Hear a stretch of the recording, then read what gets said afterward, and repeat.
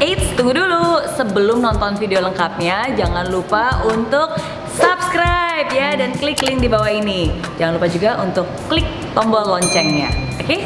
Terima kasih. Selamat menonton.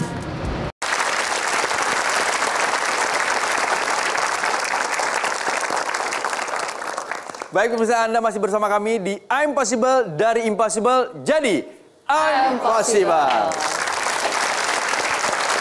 Ya, dan boleh kita kasih tepuk tangan untuk narasumber kita yang sudah hadir bersama kita di sini, Mas Feris Ardianto. Ya, boleh kasih tepuk tangan. Mas Feris, terima kasih banyak sudah hadir di I'm Possible. Apa kabar? Baik, ini senang rasanya ya kita kehadiran narasumber yang memang mungkin bisa menginspirasi kita semuanya. Contoh nyata bagaimana mengubah hidupnya dari kata jadi nyata. Nah, itu yang paling penting. Boleh sharing dong Mas, bagaimana kata yang masuk dalam kehidupan Mas ini merubah kehidupan Mas menjadi satu kehidupan yang lebih baik dibandingkan dulu. Ya, kebetulan orang tua itu bapak lulusan SD, seorang supir, dan ibu juga lulusan SD, seorang buruh dan pedagang kaki lima. Saya berdua saudara dengan adik saya, dan atas anugerah Tuhan ya, kami bisa menjalani kehidupan dengan baik, ya kan? Bukan hanya itu, kami juga bisa mencapai banyak hal-hal tertentu, pencapaian-pencapaian yang itu masanya tidak mungkin. Tapi kita bisa terobos, ya kan? Dengan setiap hari saya menghadap cermin, saya percaya saya akan berdiri di depan orang-orang besar, saya percaya akan berdiri orang-orang hebat, saya akan berbisnis dengan raja-raja, dan sekarang pencapaian-pencapaian itu mulai terwujud gitu. Oke. Nah, untuk menuju sini pun sebenarnya kan pasti akan ada proses gitu loh. Betul. Dan prosesnya tentunya menurut feeling saya tidak lancar jaya lah, tidak mulus-mulus aja. Pasti menemukan kegagalan. Banyak banget. Nah, boleh diceritakan ya kegagalan-kegagalan seperti apa yang kegagalan. akhirnya Diceritakan prosesnya dulu nih. Mungkin kan tadi ceritain dari Pati, lulus STM. Nah, terus kamu hijrah ke Jakarta karena seingat saya kamu juga sempat menuliskan bahwa dengan modal 300.000 kamu ke Jakarta. Berani ke Jakarta. Ke Jakarta. Terus apa yang terjadi prosesnya supaya kita semua bisa tahu bukan hanya kata-kata yang diucapkan, tapi kata-kata yang dirasakan dan juga action yang dilakukan. Seperti pepatah bilang ya, bahwa iman tanpa perbuatan pada hakikatnya adalah mati. Ya kan? Ya, 300.000 itu ibu saya jual arisan, Miss. Zaman dulu arisan 300.000 itu besar, ya kan? Belum saatnya dapat, dia jual ke temannya. Anakku mau merantau nih, nggak punya duit, 300.000. Kemudian saya tinggal di Jakarta. Tinggal di daerah Kuningan, kerja di Sudirman. Sehari cuma 30.000. Kerja apa waktu itu? Kerja karyawan harian, belum ada kerjaan tetap. Dan setiap hari saya mesti jalan kaki dari Kuningan ke Sudirman. Saya tahu ongkos bis itu 2.000, pulang pergi 4.000, sebulan 120. Tapi bagi saya uang itu berharga. Saya mesti bayar kos, saya mesti makan, saya mesti kasih keluarga. Makanya saya cuma hanya yakin bangun pagi jam 6, saya anggap aja saya olahraga, saya jalan kaki. Dan itu bukan hanya berhari, tapi berbulan-bulan. Dan sampai itu bisa naik jabatan, pindah di perusahaan nasional, beberapa perusahaan nasional yang sangat terkemuka. Dan itu menurut saya itu anugerah Tuhan ya. Dan kemudian melewati kegagalan-kegagalan. Sampai pada titik terendah saya waktu usia 26 tahun, saya pernah rugi 589 juta. Dan itu menurut saya itu pelajaran terbesar. Tiket saya untuk fighting ya itu.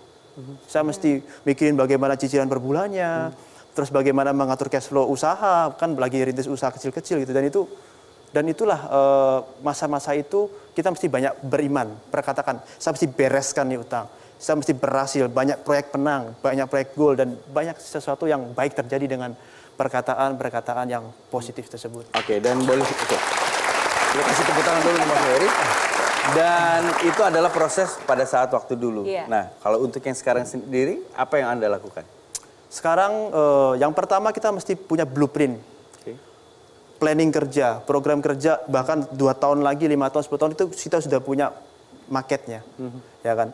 Tentunya banyak belajar dari senior termasuk Miss Mary, ya kan? Dia bimbing saya 1 tahun, ya kan? Itu juga anugerah, merubah saya juga punya networking yang sangat luas.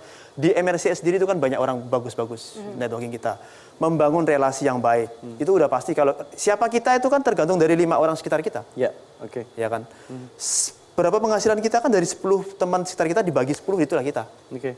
Gitu. Jadi sekarang Mas Ferry ini adalah seorang pengusaha yang sukses. Betul. Okay. Ya masih berasa belajar lah. Oke, boleh kasih tepuk tangan Mas Ferry. Ya.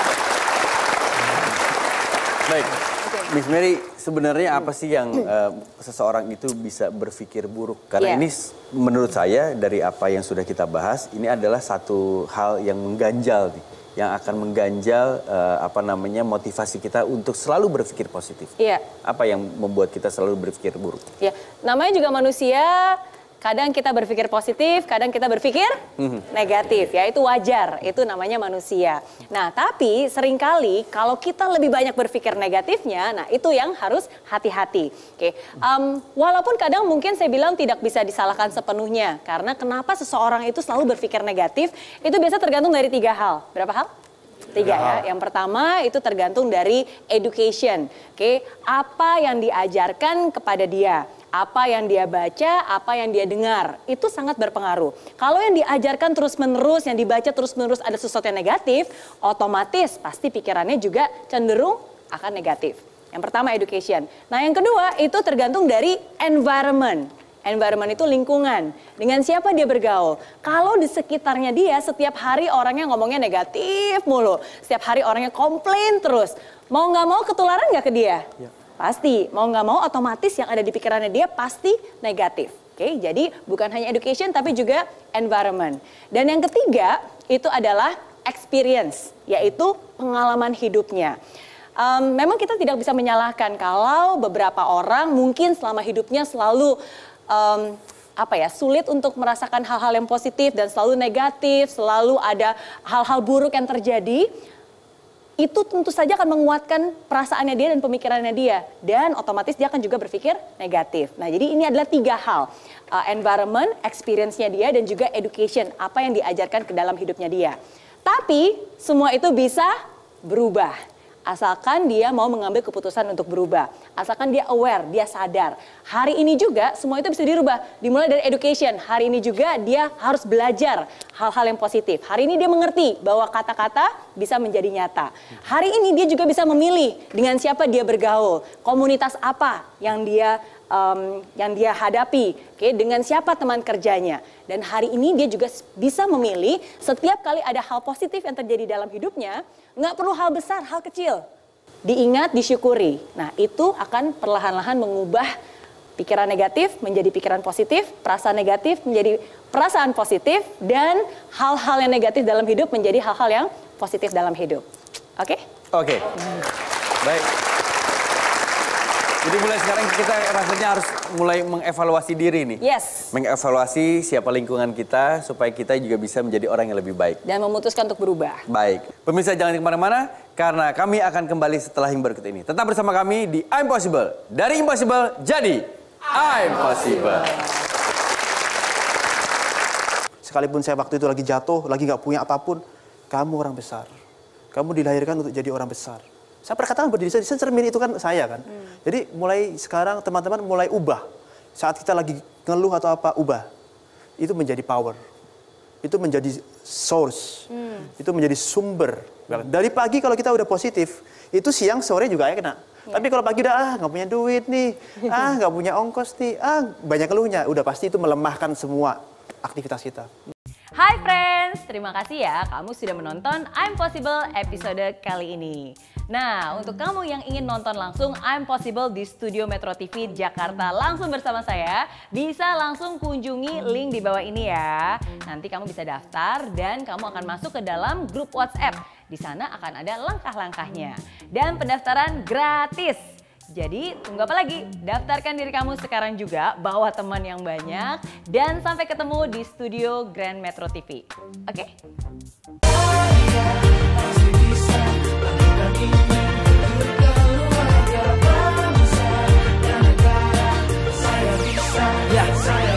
Rasakan bumi tanpa hujan, hidup tanpa tujuan, kering dan mati tanpa hijaunya tumbuhan. Demikian kalau mimpi tak kunjung terjadi.